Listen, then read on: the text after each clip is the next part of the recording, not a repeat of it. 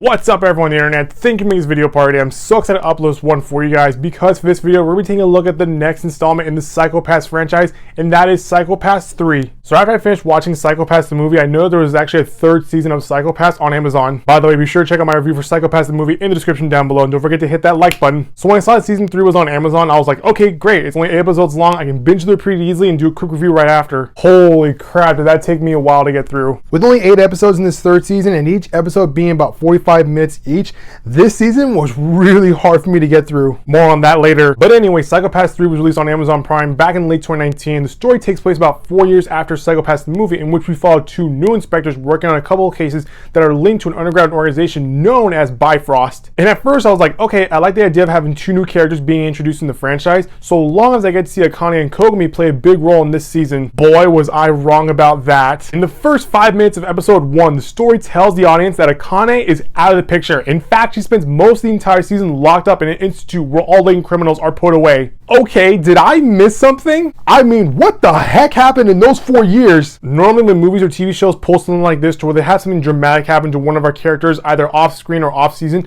they usually like to go back to it so that we as an audience can find out as to what the heck happened to our characters. In Psycho Pass 3, they briefly mention as to what the heck happened to Akane before this third season, and that's just it. And they never show us how it happened via flashback. I honestly felt like I wasted my time watching Akane's journey from season 1 to season 2 and the movie just to see her get locked up with latent criminals at the beginning of season 3. However, the season does give us several scenes where we get to see Akane be this outside force that is aiding the police, but even that wasn't enough to satisfy me. And to add more fuel to the fire, we do get to see several Kogami scenes, but they're only brief cameos because apparently he's working on a case for the Ministry of Foreign Affairs, which is a step above police work. Honestly, watching some of the Kogami scenes where we get to see him in action, I feel like the people behind this third season were just messing with us at this point. Hey guys, look, it's Akane and Kogami, but you don't want to see them. You guys want to look at our 2 new characters. Honestly, whose idea was it to tease us with Akane and Kogami only to have them sit on the bench for this entire season? Anyway, season 3 focuses on 2 new characters, Arata and Ignov, who are 2 immigrant inspectors working on several cases dealing with Japan immigration. Because with Japan being the safest place on the planet, it makes sense that you would see a lot of people try to immigrate to that country. And while our 2 new inspectors are dealing with cases involving immigration, politics, and religion,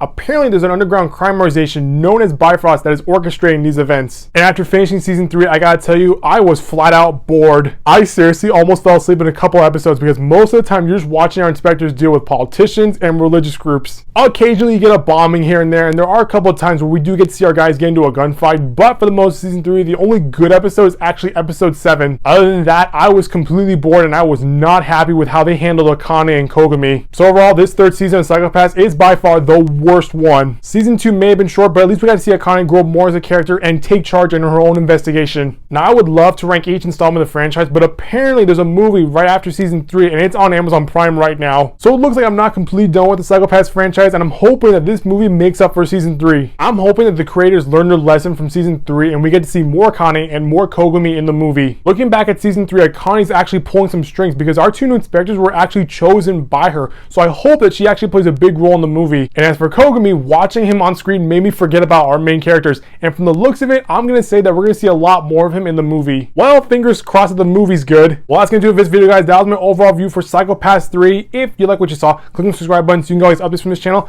I'll see you all next time with a brand new video. Bye bye.